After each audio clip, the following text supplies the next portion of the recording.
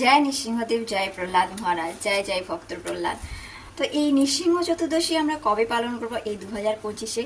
এবং যে নৃসিংহদেবের শুভ আবির্ভাবের সময় বা যে মহা অভিষেক করা হবে, সেই মহা অভিষেকের সময়টা আজকে আমরা জেনে নেব এই ভিডিও থেকে। তো রাধে রাধে, নিতাই গৌর প্রেমানন্দে, হরি বল হরি বল। তো আপনাদের সকলকে স্বাগত জানাচ্ছি আমার কানাই লালের চ্যানেলে। তো আজকের এসছি যে নৃসিংহ চতুর্দশী আমরা 2025-এ পালন করছি 11ই মে রবিবার বা 27শে বৈশাখ। তো এই নৃসিংহ চতুর্দশী বলা হয়েছে যে বৈশাখ মাসের শুক্লপক্ষের এই চতুর্দশ তিথিকেই আমরা নৃসিংহ চতুর্দশী বলছি। এই শুভ দিনে ভগবানের আর এক অবতার নৃসিংহ অবতার হিসাবে আবির্ভাব ঘটেছিল ভক্ত প্রহ্লাদ মহারাজের জন্য। ভক্ত প্রহ্লাদ মহারাজের বিশ্বাস, ভক্তি এবং তার প্রেম ভক্তি, তার ভালোবাসার জোরেই ভগবান তার কাছে প্রকট হয়েছিলেন। তো এই নৃসিংহদেবের আবির্ভাব এবং ভক্ত প্রহ্লাদ মহারাজের লীলা কথা আমরা পরের ভিডিওতে অবশ্যই শ্রবণ করবো, খুব শীঘ্রই আসছে লীলা কথাটা। তার সাথে সাথে আমরা সবাই মিলে যাবো আমাদের নৃসিংহ পল্লীতে যাওয়া হবে, যেখানে ভগবান শ্রী নৃসিংহদেব ভক্ত প্রহ্লাদ মহারাজকে রক্ষা করার পর বা হিরণ্যকশিপুরকে বধ করার পর যেখানে এসে বিশ্রাম নিয়েছিলেন, সেই স্থানটায় আমরা যাব, নবদ্বীপে নৃসিংহ পল্লী। তো ওই দিনকেই আমরা যাব। আমরা চেষ্টা করব সেদিনকে আপনাদের সঙ্গে লাইভ করার চেষ্টা করব যতটা সম্ভব হবে। আর সেই মুহূর্ত, বিকেল মুহূর্তটা হয়তো আমরা থাকতে পারবো না, কিন্তু তার আগে কারণ প্রচুর ভিড় হবে, সেই জন্য আমরা যতটুকুনি পারবো সবর অর্থাৎ সকাল সকাল গিয়ে আমরা সেখানে নৃসিংহদেবের লীলা কথা শ্রবণ করবো, একটু আরতি করা হবে, সেখানে কীর্তন করা হবে। তো চেষ্টা করবো সেটা আপনাদের সঙ্গে শেয়ার করা। তো আসুন আমরা এখান থেকে জেনে নিই যে নৃসিংহদেবের যে শুভ সময়টা কখন আমরা অভিষেক করব আর কিভাবে আমরা নিজেদের বাড়িতে করব। তো নিজেদের বাড়িতে আমরা কি করতে পারি? ঠিক একাদশীর মতো যেমন আমরা ব্রত করি, সেইভাবেই ভগবানের জন্য পুরো দিনটা উপবাস করে থাকবো। আর কোনো ভক্ত যদি চায়, যাদের শারীরিক অবস্থা প্রবলেম রয়েছে, তারা অনুকল্প প্রসাদ সারাদিনে পেতে পারে। আর কোনো ভক্ত যদি চায় যে অভিষেক হয়ে যাওয়ার পরে অনুকল্প প্রসাদ দিয়ে নিতে পারে।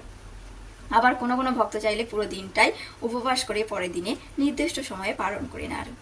তো এই নৃসিংহদেবের শুভ অভিষেক বা শুভ আবির্ভাব, যে ভগবান নৃসিংহদেব যখন হয়ে আবির্ভাব হয়েছিলেন ঠিক সন্ধ্যার মুহূর্তে, তাই জন্য গধূলি লগ্নে নৃসিংহদেবের একটা মহা অভিষেক রয়েছে। সন্ধ্যা 6:09 পর থেকে 7:49 মধ্যে অভিষেক আমরা কমপ্লিট করে নিতে পারি নিজেদের বাড়িতে বসে। যদি নৃসিংহদেব বা ভগবানের যে বিগ্রহ থাকে, সেই বিগ্রহকে আপনারা অভিষেক করতে পারেন, বা চিত্রপট যদি থেকে থাকে, সেই চিত্রপটেও মানসভাবে অভিষেক করা যায়। যদি সম্ভব হয় আশেপাশে কোথাও যদি মন্দির থাকে, সেখানে যাওয়া সম্ভব হলে যেতে পারেন। আর না হলে নিজের বাড়িতে থেকে সারাদিনে পাঠ, কীর্তন, অধিক নাম, হরিনাম জপ, নৃসিংহ স্তব স্তুতি করে সন্ধ্যাবেলা নৃসিংহদেবের শুভ আবির্ভাবের সময় অভিষেক করে নানান ব্যঞ্জন, অভিষেক হয়ে যাওয়ার পরে ব্যঞ্জন ভোগ লাগিয়ে চরণ তুলসী দিয়ে অধিক পরিমাণে তুলসী দিতে পারেন। অধিক পরিমাণে নৃসিংহদেব হচ্ছে তুলসীতে সন্তুষ্ট বলা হয়, সেই জন্য অধিক পরিমাণে তুলসী দিতে পারেন, তুলসী মাল্য করতে পারেন। আমরাও এর আগে একবার নৃসিংহদেবের জন্য প্রায় সময় মালা বানানো হয়, নৃসিংহদেবের তুলসী মালা, সেগুলো শেয়ার করা হয় না। তো এর আগেও কিভাবে তুলসীর মঞ্জরি দিয়ে নৃসিংহদেবের মালা করা হয় সেটাও শেয়ার করেছি। তো সেটা কোনো এক সময়ে দিয়ে দেওয়া হবে বা ডিসক্রিপশন বক্সে দিয়ে দেওয়া হবে, যে সমস্ত ভক্তরা ভগবান শ্রী নৃসিংহদেবের জন্য মালা বানাতে চাইছেন, তো তারা সেইভাবে করতে পারেন। ডিসক্রিপশন বক্সে অবশ্যই আমি দিয়ে দেবো তার লিঙ্ক। তো এই যে শুভ মুহূর্ততে আমরা সারাদিন ভগবানের নাম, গুণগান, পাঠ, কীর্তন, অধিক নাম জপের মধ্যে থাকলাম। সন্ধ্যাবেলা অভিষেক করলাম, নৈবেদ্য দিলাম, নৈবেদ্য দিয়ে আরতি করে তারপরে শয়ন দিয়ে দিতে পারেন। কোনোভাবে পারবেন, যতটুখানি সময় পাবেন ততটুখানি সেবার মধ্যে থাকার চেষ্টা করবেন। আর আমরা অবশ্যই নৃসিংহপল্লী থেকে আপনাদেরকে লাইভ দেখানোর চেষ্টা করব।